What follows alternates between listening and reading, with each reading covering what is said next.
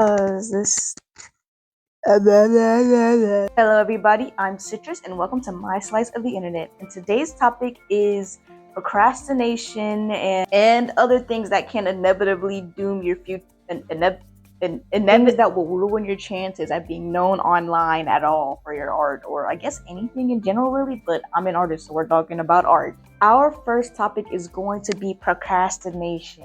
Now, whether you procrastinate because you just don't want to get around to it, or you're procrastinating because you don't have the right supplies that you've seen advertised, or you just don't feel like you're at the skill level yet to start that project, there will always be one more thing that you have to do. There will always be one more step that you feel like you have to take, and there will always be one more requirement that you feel like you have to meet.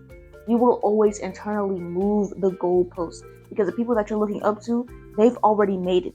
They already have all the assets that they need. They have everything. But while you're looking at the finished image of what they become, you have to realize that along the journey, they had to build themselves up too. They had to build their brand. They had to acquire all of their they had to acquire everything that they use. So when you're sitting here thinking like, oh, I can't do it until this, or I can't do it until that, you're really just lollygagging and wasting time. I changed the top of the microphone because the fuzzy one really wasn't doing it in for me. So, as I was saying, if you want to be known for your art, you have to get out there and post it. You have to make that thing that you want to be known for. Is it a comic? Is it an animation? Is it a YouTube channel like me? Oh my gosh. Hello, fellow YouTuber, fellow YouTubies, fellow employees, fellow co-workers. Procrastination be damn, my boy can like and subscribe. And I know you're sitting there thinking like, oh my gosh, of course this YouTuber that I know, that everybody knows, that is super famous because everybody knows this guy. Of course this guy is telling me that procrastination is bad, but I too am a victim of procrastination.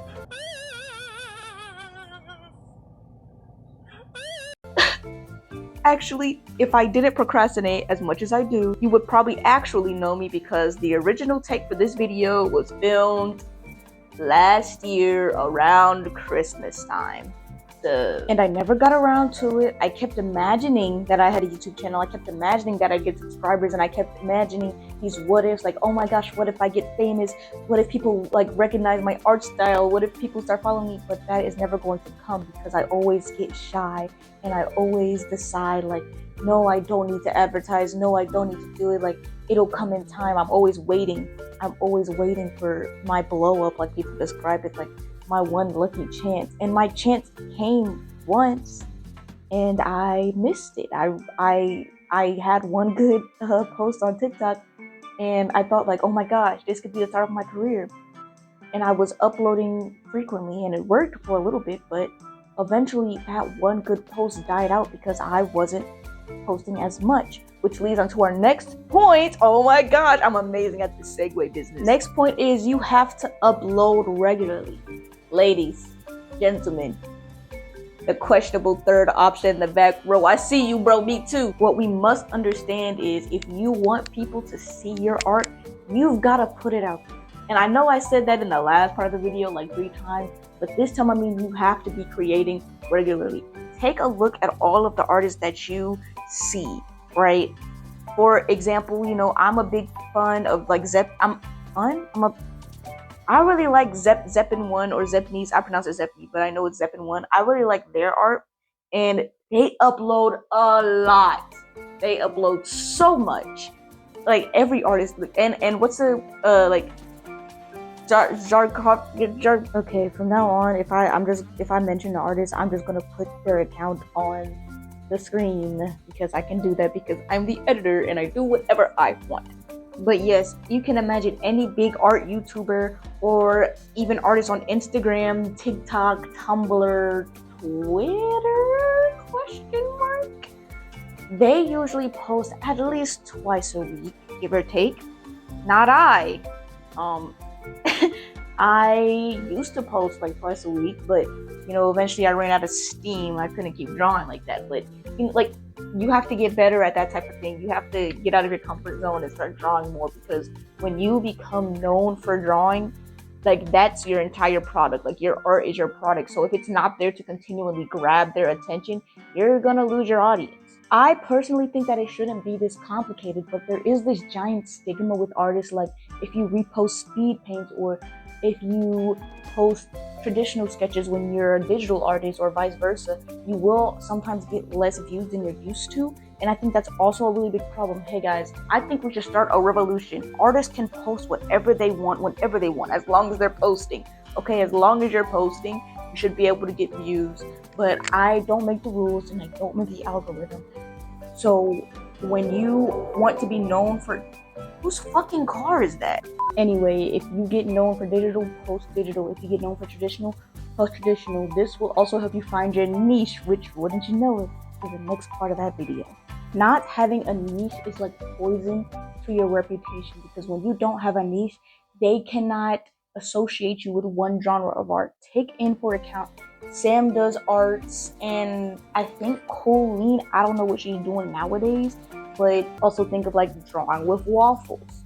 Does tutorials, again, in a different style than the two aforementioned, but still tutorials.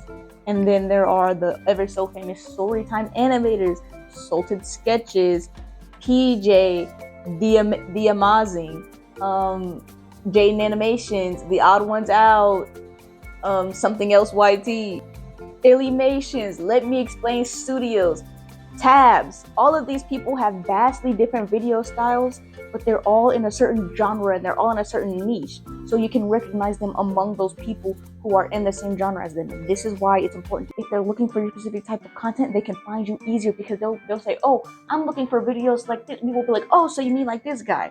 Even in terms of people who aren't artists, look at Corey Kenshin. People are saying like, oh, I want to watch a good fun playthrough, but none of the people are entertaining enough for me, and I like YouTubers who interact with their audiences. They'll be like, oh, like Corey Kenshin. You have to think about your niche. What are you known for? What do you want people to think of when they see you or when they're looking for you? You don't really have to listen to me, because this is my first ever video on YouTube, because I don't do any of these things. But take into account that you don't know me, you've never seen me before, you've never heard of me before. That may be because I'm not following the steps that I have been curating for years. I've watched so many videos from so many YouTubers that I admire, where they go over these points, but I never did them, and I always wondered, why aren't I a big artist yet? Why does nobody know me? This is why. So if you're really thinking like, do I have to listen to this guy? Take into account, you don't know me. You've never seen me. You've never heard of me. Anyway, this is my first video, so I think I'm gonna cut it short, because I low-key don't even know how I'm gonna do this. So I think it's probably not a good idea to have a really long video. I think this is like 10 minutes almost. That should be enough. I'm gonna figure out how I want to present this video, how I want to present my speed paints, yada yada yada, and yeah. So goodbye. Thank you for visiting my slice of the internet. I hope you have an amazing and fruitful day. What the actual heck is wrong with this audio? Like, genuinely.